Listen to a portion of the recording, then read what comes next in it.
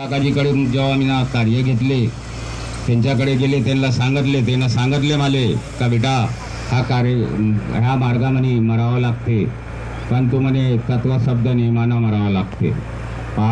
आज मी ठाकरे काकाजीकडून कार्य घेतल्याच्या नंतर मी बरेच दिवस लवकरच मी ना त्या पिरियडमध्ये आमचे आंबोले भाऊसीन आमची ओळखी झाली. माझ्या दुकानाजवळच त्यांच्या गोडाऊन आहे, तिथूनच माझ्या त्यांच्यावर संपर्कमणी आल्याच्या नंतर मी त्याच्या माध्यमातून मी मुळे साहेबाकडे जुळले और मुळे साहेबाकडे जोडून सरी कमीत कमी 5 ते 5.5 वर्ष मी कार्य केले मुळे साहेबाकडे. और मला खूप समाधानी अशी भेटली मला की ह्या मार्गामध्ये आले तो इतकी समाधानी भेटली. माझे दुःख दूर झाले तो झाले, परंतु आपले बाबांनी आपल्याला प्रसार करावले सांगितले और ह्या मार्गाचे जो सेवक प्रसार करल तो सेवक कधीच दुःखी नाही राहणार. कारण का मी पण मार्गाशी जुळल्याच्या नंतर काही दिवस मी मुळे साहेबाकडून शब्द छोडून सरी मुळे साहेबाला नमस्कार घेतले, मुळे साहेबाशी अलग झाले. परंतु मुळे साहेबाची काही चूक नाही त्याच्यामध्ये, कार्यकर्त्याची चूक नाही असते, आपल्या सेवकाची चूक असते.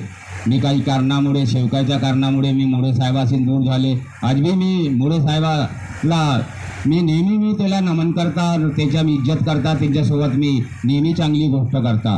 काहून का मुळे साहेब प्रत्येक वेळा ते जेव्हा मी त्यांच्याकडे होते मी त्या पिरियडमध्ये पण ते कोणता बी कार्यक्रम करायचा राहिला तो मुळे साहेब माझ्या घरापर्यंत येऊन सरी मला विचारत होते और विचारून सरी आम्ही लोक 3 एप्रिलच्या 26 जानेवारीच्या कार्यक्रम कोजागिरीचे कार्यक्रमची हे तयारी आम्ही सगळं करत होतो.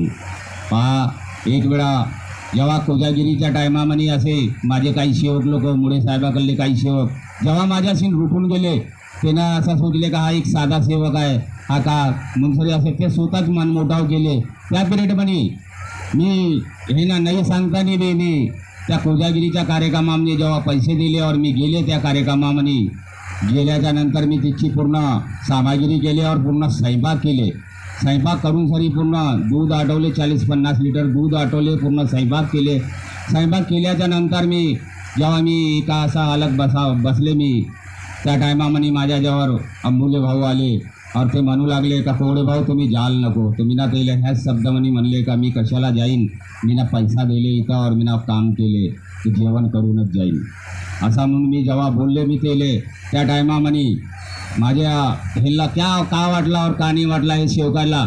तर त्या पिरियडमध्ये मी एक साधा सेवक असताना 501 रुपये देऊन सरी पान और नारियल देऊन सरी मुळे साहेबांनी माझा सत्कार केले होते त्या मार्गामध्ये. एवढी मोठी महान कृपा आहे बाबाची. अगर मी तत्व शब्द नियमाने अगर नाही चालले असते तर माझे मुळे साहेबांनी माझा सत्कार नाही केले असते. त्यांना त्या पिरियडमध्ये माझा सत्कार केले होते. ह्या मार्गामध्ये मी आल्याच्या नंतर मला खूप समाधानी भेटली तो भेटली, पण तो बाबांनी प्रसार करायला सांगितल्यावर तेच प्रसार मी करत आहे. आज माझ्या माध्यमातून कमीत कमी 18 से 22 सेवक माझ्या माध्यमातून जुळले ह्या मार्गामध्ये और जुळणं सुरू आहे. रात्रीच पण माझ्याकडे एक शेवकीनबाई आली. ते शेवकीनबाई अशी होती का तिला 9वा महिना 9 दिवस लागले आधी रात्री. ते दुसऱ्याकडून त्यांचे कार्य होते कार्य सुरू असताना ते जेव्हा ह्यांच्याकडे कमीत कमी आता हे 9 से 10 महिने झाले ते माझ्याकडे जुळले. माझ्या माध्यमातून मी साखर भाऊकडे नेले और तिथून कार्य त्याची सुरुवात केले. त्यांचे कार्यकर्ता कणांचे होते. कणांचे कार्य असताना त्याला 11 हवन सांगितले होते. यांचे 50 भाऊला मालूम आहे. 11 हवन दर महिन्याच्या 1 हवन सांगितले होते. कायसाठी? पुत्र संतांसाठी. त्या बाईला महिन्याचे 2 महिने या 3 महिने राहत होता और 2-3 वेळा तिचा फैल झाला त्या बाईच्या गर्भावात. तर ते जेव्हा माझ्याकडे आले आमच्या चर्चा बैठकीमध्ये येत होते और आमच्या चर्चा बैठकीमध्ये कोणी बी सेवक असो, त्या तो मंडलचा असो या निविस्थानचा असो या कुठचा बी असो, पण तो आम्ही लोक सेवकायला घेऊन सरी चालतो. आम्ही कधीच विचारू नये, त्याच्यामध्ये भेदभाव नाही ठेवू. तो ते आमच्या माध्यमातून जुळले. आमच्याकडे चर्चा बैठकीमध्ये नेहमी येणार. त्या करता ते आमच्याशी ओळखी झाली और ओळखी होऊन जेव्हा ते एक दिवस म्हणू लागली का म्हणे कोवडे साहेब म्हणे माझ्या सुनाले म्हणा काहीसा बी तुम्ही तीर्थ बनवून द्या. मी नाव कसा का तुमच्या मार्गदर्शक आहे ना, मार्गदर्शकपाशी जाऊन तुम्ही तीर्थ बनावा. तो ते नाही म्हणे तुम्हीच बनवून सरी द्या म्हणे तीर्थ. जेव्हा ते माझ्याकडे आले सकाळच्या टायमामध्ये विनंतीच्या टायमामध्ये मी आंघोळ पाणी करून ज्योत लावले और बस तेवढ्यामध्ये ते आले माझ्याकडे आल्याच्या नंतर जेव्हा ते बाई अनेकासारखं मला का म्हणते, भाऊ म्हणते हिच्या पोटावर फूट मारून द्या. अरे मीना म्हणून तू कुठची गोष्ट करते का, मी जानत्या वगैरे थोडीच ना का हिच्या पोटावर फूट मारे. नाही नाही भाऊ म्हणे तुम्ही तीर्थ बनवून द्या.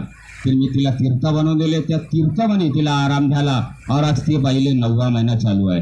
रात्री तिला तकलीफ होती ते दवाखान्यात जावाच्या अगोदर ते माझ्याशी फोन केले और बोलू लागली ते बाई, काकाजी म्हणे तुम्ही तीर्थ बनवून सरी द्या. तर पहा आदेशाच्या पालन करावं लागते. मी काही मार्गदर्शक नाही, पण तू माझ्या ओरतं माझे मार्गदर्शक आहे साकोरे भाऊ. मी साकोरे भाऊला फोन केले का भाऊ हे माझ्याकडे आले आहेत, तुम्ही हे शेवकीन बाईला तीर्थ बनवू का. तर कोवडे भाऊ म्हणे बनवून सरी द्या ना म्हणे तीर्थ म्हणे तेले म्हणे. पहा तो आदेशाच्या पालन केले मी ना, और तिला तीर्थ बनवून सरी दिले. और ते बाई आज चांगली आहे. मगाशी सकाळी फोन आला तिच्या म्हणे कोवडे भाऊ म्हणे पोरीला आम्ही दवाखान्यातून घरी आणले म्हणे, चांगली आहे पोरगी म्हणे. डॉक्टरांनी सांगितलं का तिला अजून काही वेळ आहे, दिवस आहे, तुम्ही घरी घेऊन जा. एवढी मोठी महान कृपा आहे भगवंताची. आपण तत्वशब्द नियमाने जर वागले तो आपल्याला आपल्या पायाला सुद्धा काटा नाही करे. एवढी मोठी महान कृपा आहे. मला पुष्पळ संचालक साहेबांनी थोडक्यामध्ये बोलावायला सांगितले. बोलावायचा बहुत काही होता. त्या दिवशी गोष्ट सांगता. आता आम्ही 12 तारखेला आम्ही याला जवाहरनगर मौदा जावायचा होता. आमचे 50 भाऊ टायमावर मला का म्हणू लागले का म्हणे कोवडे भाऊ म्हणे माझी तब्येत बराबर नाही वाटून राहिली म्हणे, कशा माझी कॅन्सल आहे म्हणे. मी 50 भाऊला तुरंत म्हणले का 50 भाऊ तुमच्याकडे भगवंत आहे, भगवंतापाशी बसा और बाबाला सांगा तुम्ही 11 फुकाच्या तीर्थ बनावा और तीर्थ बनवा, तुम्हाला काहीच नाही होय. त्या दिवशी 50 भाऊना ते तीर्थ बनवले का नाही बनवले हे मला मालूम नाही, परंतु ते गाडी घेऊन तरी माझ्या घरापर्यंत आले. रात्री आम्ही लग्नाला रिसेप्शनला गेले और तिथून रात्री 11 वाजता रात्री आले. ते जेव्हा सांगू लागले तर म्हणे कोवडे भाऊ बहुत चांगला वाटून राहिला मला आता म्हणे. तो पहा हे शब्दावरच भगवंत आहे. प्रत्येक सेवकायला हेच सांगणी आहे का आपले कोणते बी आपल्याला जर तीर्थ बनावायचा बी आहे. मी आतापर्यंत तो कधी मी 21 फुकावर 42 फुकाच्या कधी तीर्थ बनवले नाही. माझ्याकडे जे बी सेवक येतात मी त्याला बी 11 फुकाच्या तीर्थ दिले और मी पण 11 फुकाच्या तीर्थ घेता. और माझ्या परिवारामध्ये पण मी 11 फुकाच्याच तीर्थ बनवतो. अजून मी ना तीर्थाची रेंज काही वाढवले नाही और काही नाही. पहा ते 11 फुकाच्या तीर्थमध्येच आपल्याला आराम होते. एवढी माझी महान कृपा आहे. माझे स्वतःचे अनुभव आहेत. एवढाच बोलून सरी मी आपल्या शब्दाला इराम देता. सगळ्याला माझा आदरपूर्वक नमस्कार.